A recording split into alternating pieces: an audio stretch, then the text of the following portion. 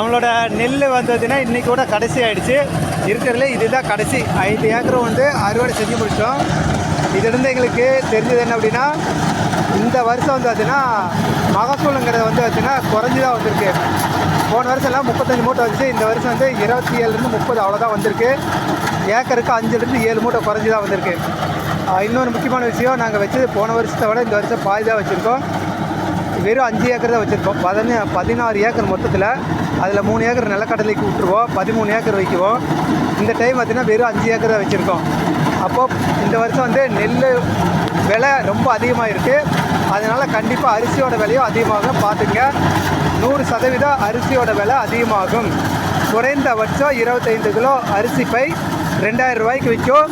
கொஞ்சம் எச்சரிக்கையாக நடந்துங்க. நன்றி, வணக்கம். போய் வருகிறோம். டாட்டா.